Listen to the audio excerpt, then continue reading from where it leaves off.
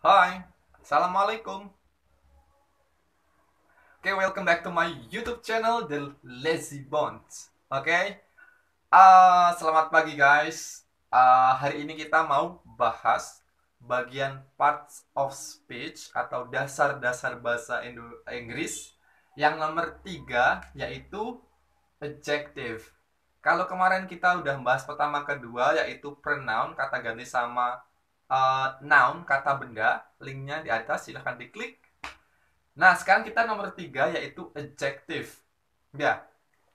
Nah, kita kan saya mengingatkan ini kan pelajaran basic atau dasar. Jadi kita mau mengenal bagian-bagian bahasa Inggris, nama-namanya. Ya, ini nama bagian dasar bahasa Inggris yang ketiga, yaitu adjective.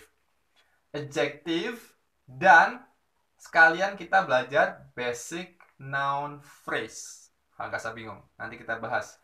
Oke, adjective itu dalam bahasa Inggris. Kalau dalam bahasa Indonesia artinya kata sifat. Ya, tahu kan ada sifatnya ada di sifat seseorang atau sifat di dalam selain orang. Kita langsung ke contohnya, adjektif atau kata sifat. Di sini contohnya ada cute, beautiful, smart, polite, busy, sama lazy dan lain-lain banyak kata sifat. Cute di sini ada imut. Nah, itu nempel ke sifat seseorang ya. Seseorang kan punya karakter imut. Itu maksudnya sifat.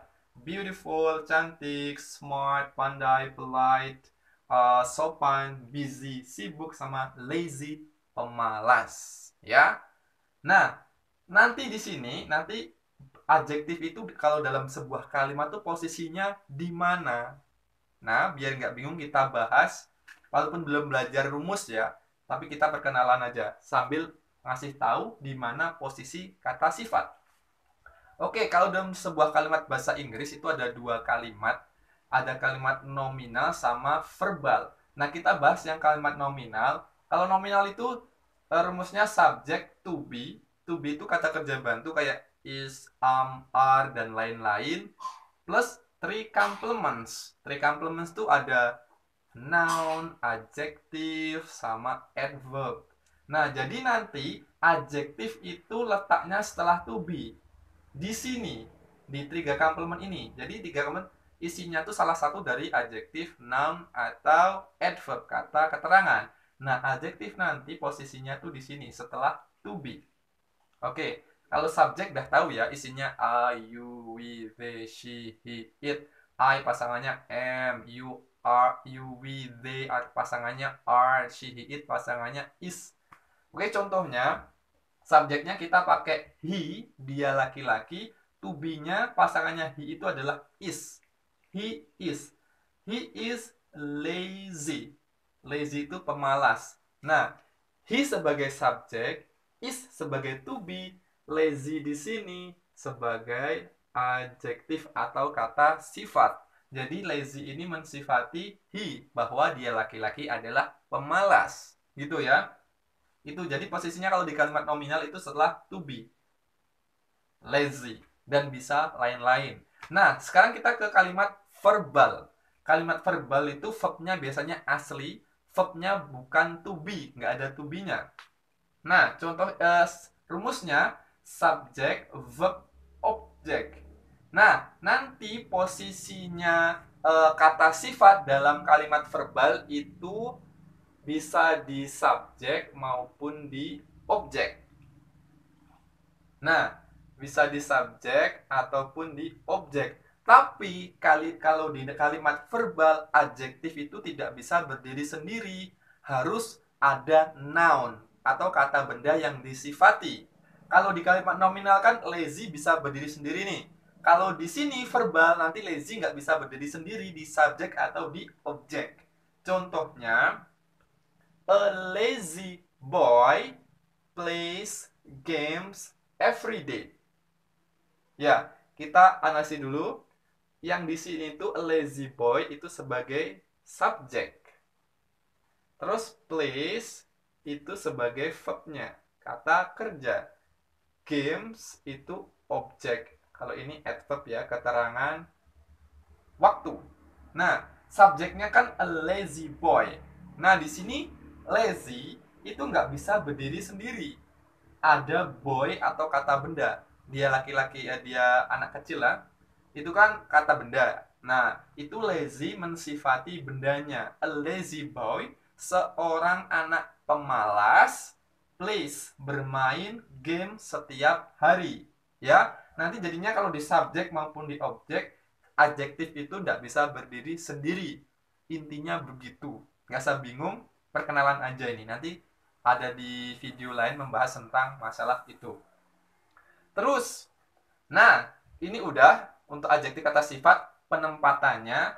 Terus sekarang kita masuk ke basic noun phrase. Oke, basic itu dasar, noun itu kata benda, phrase itu apa? Nah, kita bahas di sini. Phrase.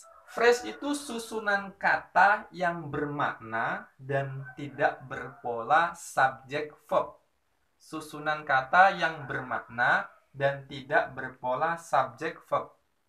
Nah, kalau nggak berpola subjek verb itu susunannya gimana? Kan rangkaian kata. Nah, tapi dia berpola modifier sama head. M itu modifier, head itu apa namanya? Head itu kepalanya ya. Jadi modifier itu artinya mensifati, head itu yang disifati.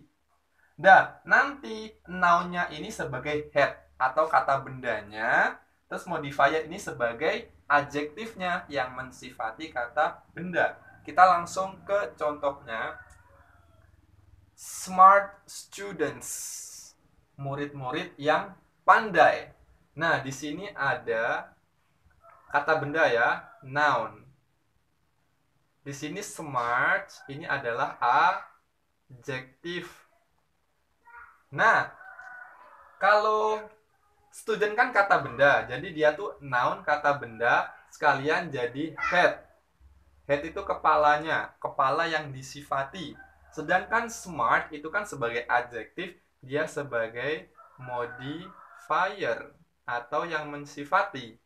Nah, nanti modifier ini mensifati head-nya, smart student, bahwa smart itu menjelaskan murid-muridnya, bahwa murid-muridnya itu adalah pandai, gitu singkatnya. Gak usah bingung, ini perkenalan aja. Terus, my two dolls. My two dolls. Nah, di sini ada dolls. Ini kan dolls-nya kata benda ya, noun. Sekalian jadi head atau benda yang disifati. Terus yang mensifati mana-mana adjektifnya, yaitu to sama my. Ini adjektif semua. Ini adjektif semua. Terus selain adjektif dia sebagai modifier. Modifier ini juga modifier. Jadi ini menjelaskan ini semua. Nah, jadi my sama to itu menjelaskan dolls-nya. Kan dolls itu boneka-boneka. Boneka-boneka itu disifati sama dua sama my. My two dolls itu menjelaskan dolls. Ya pokoknya gitulah ya. Intinya kalau phrase itu kan susunan kata. Ini susunan kata, cuma tidak subjek verb. Ya, cuma susunannya cuma adjektif sama noun. Nggak sampai verb kata kerja. Jadi gitu aja. Nah, gitu aja untuk perkenalan adjektif. Nanti di video setelahnya kita akan bahas macam-macam adjektifnya. Jadi, jangan bingung dulu. Oke, see you next video. Bye.